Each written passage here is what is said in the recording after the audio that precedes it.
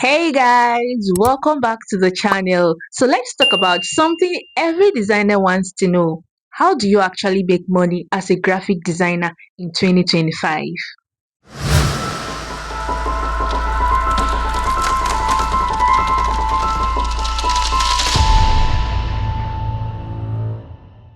A lot has changed. AI is everywhere.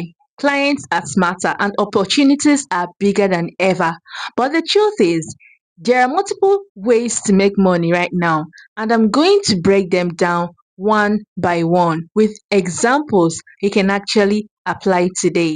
So, the first that we are going to look at on our list is freelancing. Let's start with freelancing platforms like Fiverr, Upwork, and even Contra are still gold mines if you use them the right way. Here's the trick: don't just call yourself a graphic designer, niche down. Say you are a brand identity designer for skincare brands or a social media designer for real estate agents. That makes you stand out. For example, I've seen people charge $50 for a logo when they start, but once they build reputation, they start charging $500 or more for full brand packages. So, freelancing is still very alive in 2025. You just have to package yourself well. And for the second, we have retainers. Now, direct clients, that's where the bigger money is. Instead of waiting for clients to find you on platforms, you reach out directly. Think of local businesses, a restaurant, a boutique, or even small startups. They all need design work. If you pitch them, you could land a retainer deal. Imagine earning 150,000 or about $180 every single month to handle their social media graphics, packaging designs, and flyers. That's stable income compared to one-off gigs. The next on our list, we have selling digital products. This is one of my favorites. Selling digital products. Templates are booming in 2025. Canva templates, Instagram packs, Notion dashboards, you name it. For example, let's say you create a real estate Instagram template pack and put it up for $20 on Etsy. If 200 people buy it in a month, that's $4,000. And the beauty is you made it once, but it keeps selling while you sleep. It's literally passive income for designers. So the next one is AI collaboration services. Say AI. Here is something new this year. Using AI as part of your services. Don't fight AI. Leverage it. I've heard so many people saying that AI will take our jobs, but don't believe that. AI is not taking anybody's job. You just need to use it right. Clients don't just want a raw AI logo. They want someone who can refine it, customize it, and actually make it work for the brand. So you could offer something like AI powered presentation design. You use tools like Canva, AI, or Adobe Firefly to generate the slides, then polish and brand them properly. Clients save time, you deliver quality, and you charge premium rates. Next on our list is print on demand. Print on demand is still here in 2025, but let me be honest, it works best if you go niche. Don't just design generic t-shirts.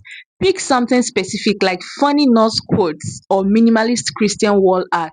Upload them to Redbubble, Merch by Amazon, or Teespring, and you can make sales without worrying about printing and shipping.